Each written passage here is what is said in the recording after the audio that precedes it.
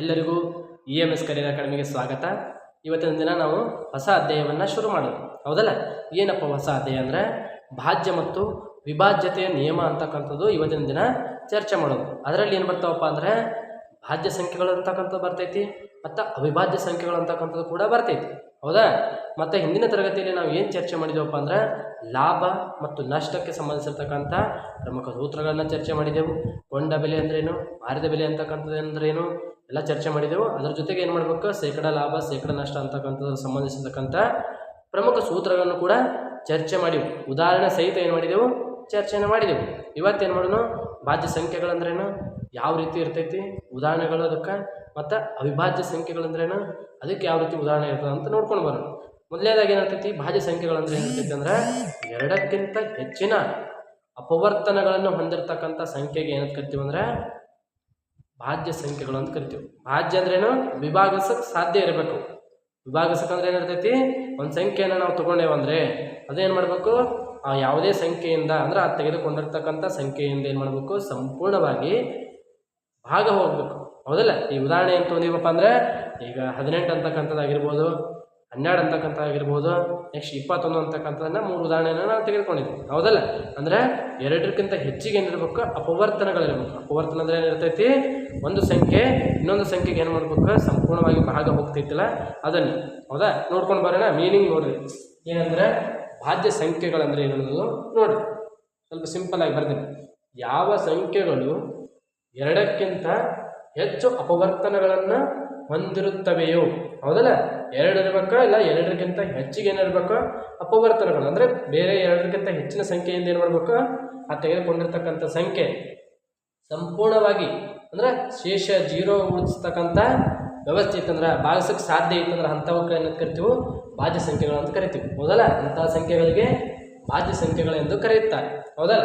ನೋಡ್ರಿ, ಉದಾಹರಣೆ ಏನು ತೊಗೊಂಡೇವಪ್ಪ ಅಂದರೆ 12 ಅಂತಕ್ಕಂಥ ತೆಗೆದುಕೊಂಡಿವು, ನೆಕ್ಸ್ಟ್ 18 ಅಂತಕ್ಕಂಥ ತೊಗೊಂಡಿವು, ನೆಕ್ಸ್ಟ್ 21 ಅಂತಕ್ಕಂಥ ತೊಗೊಂಡಿವು.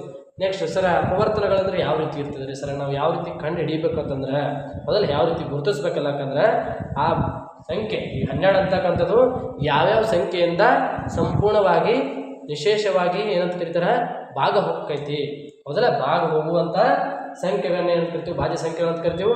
ಅಂದರೆ ಯಾವ್ಯಾವ ಸಂಖ್ಯೆಯಿಂದ ಸಂಪೂರ್ಣವಾಗಿ ಭಾಗ ಹೋಗ್ತದೆ ಅಂತ ನೋಡ್ಕೊಂಡು ಬರೋಣ.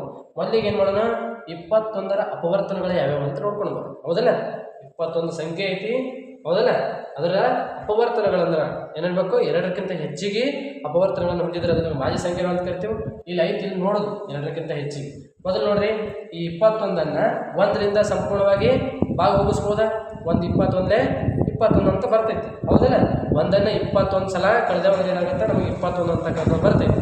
ನೆಕ್ಸ್ಟ್ ಏನಾಗಿರ್ತೈತಿ, 3 7 21, 3 ಮಗಿಗೆ ಏನೈತಿ 27 ಐತಿ, 3ರಿಂದ 21 ಸಂಪೂರ್ಣವಾಗಿ ಭಾಗ ಹೋಗ್ತೈತಿ ಹೌದಲ್ಲ. ನೆಕ್ಸ್ಟ್ ಬಂದ್ಬಿಟ್ಟು ಏನಾಗಿರ್ತೈತಿ, 7 × 3 ಅಂತಕ್ಕಂಥದ್ದು ಅಂದರೆ 7 3 21 ಅಂತಕ್ಕಂಥದ್ದು ಐತಿ. 7ರಿಂದಲೂ ಕೂಡ 21 ಸಂಪೂರ್ಣವಾಗಿ ಭಾಗ ಹೋಗ್ತೈತಿ ಹೌದಾ. ನೆಕ್ಸ್ಟ್ ಬಂದ್ಬಿಟ್ಟು ಏನಾಗಿರ್ತೈತಿ, 21 21 ಹೌದಲ್ಲ, 21 1 21 ಅಂತ ಆಗುತ್ತೆ ಹೌದಲ್ಲ. ಅಂದ್ರೆ ಏನಾಗಿರ್ತೈತಿ, ಆ ಸಂಖ್ಯೆ ಅದೇ ಸಂಖ್ಯೆಯಿಂದ ಏನಾಗುತ್ತೆ, ಸಂಪೂರ್ಣವಾಗಿ ಭಾಗ ಹೋಗುತ್ತೆ ಹೌದಲ್ಲ. ಇಲ್ಲಿ ಏನದಾವ 1 3 5 ಮತ್ತು ಇದು 7 ಮತ್ತು 21 ಅಂತಕ್ಕಂಥದ್ದು ಏನಾಗೈತಿ ಅಪವರ್ತನಗಳು. ಎದರ ಅಪವರ್ತನಗಳಂದ್ರೆ 21ರ ಅಪವರ್ತನಗಳು ಯಾವ್ಯಾವಂದ್ರೆ 1 ಮತ್ತು 3 7 21 ಅಂತಕ್ಕಂಥದ್ದು ಇವು ಏನದಾವ ಅಪವರ್ತನಗಳದಾವ. ಅಂದ್ರೆ ಇವು 2 ಅದಾವ, 2ಕ್ಕಿಂತ ಹೆಚ್ಚಿಗೆ ಅದಾವಿಲ್ಲ ಅಂದ್ರೆ ಎಷ್ಟು ಅದಾವ, ಇವು 4 ಅದಾವ. ಅಂದ್ರೆ ಇದು ಭಾಜ್ಯ ಸಂಖ್ಯೆ ಅಂತ ಹೇಳಬೇಕು ಹೌದಾ. ನೆಕ್ಸ್ಟ್ ಬಂದ್ಬಿಟ್ಟು ಏನಾಗೈತಿ, 12 ಅಂತಕ್ಕಂಥ ತೊಗೊಂಡಿರ್ತೀವಿ ಹೌದಲ್ಲ. 12ನ್ನ ತೆಗೆದುಕೊಂಡಿವಿ. 12ರ ಅಪವರ್ತನಗಳು ಯಾವ್ಯಾವ ಅಂತ ನೋಡ್ಕೊಂಡು ಬರೋಣ. ನೋಡ್ರಿ, 1 12 ಅಂದ್ರೆ 1ರಿಂದ 12ನ್ನು ನಾವು ಭಾಗಿಸ್ಬೋದು ಹೌದಾ. ನೆಕ್ಸ್ಟ್ ಬಂದ್ಬಿಟ್ಟು ಏನಾಗಿರ್ತೈತಿ, 1 12 12 ಆಗಿರ್ತೈತಿ. ನೆಕ್ಸ್ಟ್ 2 ಮುಗಿಯಾಗ 5 ಹೌದಲ್ಲ, 2ರಿಂದ 12 ಅಂತಕ್ಕಂಥದ್ದು ಸಂಪೂರ್ಣವಾಗಿ ಭಾಗ ಹೋಗ್ತೈತಿ. ನೋಡಿ, 2 × 6 ಅಂದ್ರೆ 2 6 12 ಅಂತಕ್ಕಂಥದ್ದು ಬರ್ತೈತಿ. ನೆಕ್ಸ್ಟ್ ಬಂದ್ಬಿಟ್ಟು ಏನಾಗಿರ್ತೈತಿ, 3ರಲ್ಲಿ ಕೂಡ ಏನಾಗುತ್ತೆ 12 ಸಂಪೂರ್ಣವಾಗಿ ಭಾಗ ಹೋಗುತ್ತೆ. 3 4 12 ಅಂತಕ್ಕಂಥದ್ದು ಆಗಿರ್ತೈತಿ. ನೆಕ್ಸ್ಟ್ ಬಂದ್ಬಿಟ್ಟು ಏನಾಗಿರ್ತೈತಿ, 4 3 12 ಅಂತಕ್ಕಂಥದ್ದು, 4ರಲ್ಲಿ ಕೂಡ ಸಂಪೂರ್ಣವಾಗಿ ಭಾಗ ಹೋಗುತ್ತೆ. ನೆಕ್ಸ್ಟ್ 6 7 12 ಅಂತಕ್ಕಂಥದ್ದು, 6ರಲ್ಲಿ ಕೂಡ 12 ಸಂಪೂರ್ಣವಾಗಿ ಭಾಗ ಹೋಗ್ತೈತಿ. ನೆಕ್ಸ್ಟ್ ಏನಾಗಿರ್ತೈತಿ, 12 1 12 ಅಂತಕ್ಕಂಥದ್ದು ಬರ್ತೈತಿ ಹೌದಾ. ಇಲ್ಲಿ ಏನಾಗುತ್ತೆ, 12ರ ಅಪವರ್ತನಗಳು ಅಂದ್ರೆ ಏನೇನು ಬರೀತೀವಿ ನೋಡ್ರಿ. 1 ಅಂತಕ್ಕಂಥದ್ದು ಐತಿ, 2 ಐತಿ, 3 ಐತಿ, 4 ಐತಿ, 6 ಐತಿ, ನೆಕ್ಸ್ಟ್ ಫೈನಲ್ ಆಗಿ ಏನೈತಿ 12 ಅಂತ ಐತಿ. ಇಲ್ಲಿ ಎಷ್ಟು ಅದಾವ ನೋಡ್ರಿ 1 2 3 4 5 6 ಅಂತಕ್ಕಂಥದ್ದು ಏನದಾವ 12ರ ಅಪವರ್ತನಗಳು ಎಷ್ಟು ಅದಾವ ಅಂದ್ರೆ 6 ಅದಾವ. ಇವು ಕೂಡ ಏನಾಗೈತಿ 2ಕ್ಕಿಂತ ಹೆಚ್ಚಿಗೆ ಏನದಾವ ಅಪವರ್ತನಗಳು ಇರೋದ್ರಿಂದ ಇದನ್ನು ಕೂಡ ಭಾಜ್ಯ ಸಂಖ್ಯೆ ಅಂತ ಕರೀತಾರೆ. ಹೌದಲ್ಲ. ನೆಕ್ಸ್ಟ್ 3ನೇ ಉದಾಹರಣೆ ನೋಡ್ಕೊಂಡು ಬರೋಣ. ಏನೈತಿ ನೋಡ್ರಿ 18ರ ಅಪವರ್ತನಗಳು ಅಂತಕ್ಕಂಥದ್ದು ಐತಿ. ಹೌದಾ. 18ರ ಅಪವರ್ತನಗಳು ಅಂದ್ರೆ ಏನೇನು? 18 ಅಂತಕ್ಕಂಥದ್ದು ಐತಿ. ಅಂದ್ರೆ 18 ಅಂತಕ್ಕಂಥ ಸಂಖ್ಯೆ ಏನಾಗುತ್ತೆ 1ರಿಂದ ಸಂಪೂರ್ಣವಾಗಿ ಭಾಗ ಹೋಗುತ್ತೆ. ಹೌದಲ್ಲ. ನೆಕ್ಸ್ಟ್ ಬಂದ್ಬಿಟ್ಟು ಏನಾಗೈತಿ 2 9 18 ಅಂತಕ್ಕಂಥದ್ದು ಆಗೈತಿ. ಅಂದ್ರೆ 2ರ ಮಗಿಲೆ ಸಂಪೂರ್ಣವಾಗಿ ಏನಾಗ್ತೈತಿ ಅಂದ್ರೆ 2ನ್ನ 9 ಸಲ ಗುಣಿಸಿದಾಗ ಏನಾಗೈತಿ 18 ಅಂತಕ್ಕಂಥದ್ದು ಬರ್ತೈತಿ. 18 ಅಂತಕ್ಕಂಥದ್ದು 2ರಿಂದ ಸಂಪೂರ್ಣವಾಗಿ ಭಾಗ ಹೋಗುತ್ತೆ ಅಂತ ಗೊತ್ತಾಗಬೇಕು. ನೆಕ್ಸ್ಟ್ ಬಂದ್ಬಿಟ್ಟು ಏನಾಗೈತಿ 3 6 18 ಅಂತ ಕರಿತೈತಿ. ಅಂದ್ರೆ 3 6 18 ಅಂತ ಕರಿತೀರಿ. ಅಂದ್ರೆ 3ರಲ್ಲಿ ಕೂಡ ಸಂಪೂರ್ಣವಾಗಿ 18 ಭಾಗ ಹೋಗುತ್ತೆ. ನೆಕ್ಸ್ಟ್ ಬಂದ್ಬಿಟ್ಟು ಏನಾಗುತ್ತೆ 6 3 18 ಅಂತಕ್ಕಂಥ ಬರ್ತೈತಿ. ನೆಕ್ಸ್ಟ್ 9 2 18 ಅಂತ ಬರ್ತೈತಿ. ಹೌದಾ. ನೆಕ್ಸ್ಟ್ ಫೈನಲ್ ಆಗಿ ಏನು ಬರ್ತೈತಿ 18 1 18 ಅಂತಕ್ಕಂಥ. ಇವೇನದವ 1 2 3 6 9 18 ಅಂತಕ್ಕಂಥದ್ದು 18ರ ಅಪವರ್ತನಗಳು ಅಂತ ಕರಿತವೆ. ಹೌದಲ್ಲ. ಯಾವ್ಯಾವ ಸಂಖ್ಯೆಯಿಂದ ಏನಾದ್ರು ಸಂಪೂರ್ಣವಾಗಿ ಭಾಗ ಹೋಗುತ್ತಲ್ಲ ಅವುಗಳನ್ನೇ ಆ ಸಂಖ್ಯೆಯ ಅಪವರ್ತನಗಳು ಅಂತ ಕರೀತಾರೆ. ನೆಕ್ಸ್ಟ್ ಬಂದ್ಬಿಟ್ಟು ನೆಕ್ಸ್ಟ್ ಮುಂದಿನ ಭಾಗದೊಳಗಾಗಲಿ ಮುಂದಿನ ಚಾಪ್ಟರ್ನ ತೆಗೆದುಕೊಂಡೇವಂದ್ರೆ ಅಪವರ್ತ್ಯ ಮತ್ತು ಅಪವರ್ತನಗಳಂತ ಬರ್ತೈತಿ. ಅವಾಗ ಚರ್ಚೆ ಮಾಡೋದು ಇವ್ರ ಬಗ್ಗೆ. ಹೌದಲ್ಲ.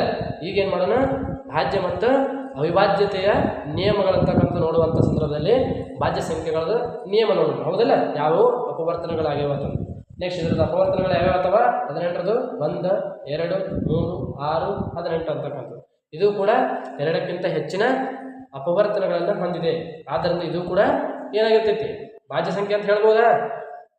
100% ಓಕೆ. Thank you. ನೋಡಿ ಏನಾಗಿರ್ತೈತಿ 12 18 21 ಅಂತಕ್ಕಂಥದ್ದು ಭಾಜ್ಯ ಸಂಖ್ಯೆಗಳಿಗೆ ಪ್ರಮುಖ ಉದಾಹರಣೆಗಳಾಗಿದೆ. ಹೌದಲ್ಲ. ಏನು ಅನ್ಬೇಕು ಯಾವುದೇ ಒಂದು ಸಂಖ್ಯೆಯನ್ನು ತೆಗೆದುಕೊಂಡೇವಂದ್ರೆ ಆ ಸಂಖ್ಯೆ ಯಾವ್ಯಾವ ಸಂಖ್ಯೆಯಿಂದ ಸಂಪೂರ್ಣವಾಗಿ ಅಂದರೆ ಶೇಷ 0 ಉಳಿಯುವಂತೆ ಭಾಗಿಸ್ತದಲ್ಲ ಅಂಥವಕ್ಕೆ ಏನು ಕರಿತೀವಿ ಅಂದರೆ ಭಾಜ್ಯ ಸಂಖ್ಯೆಗಳು.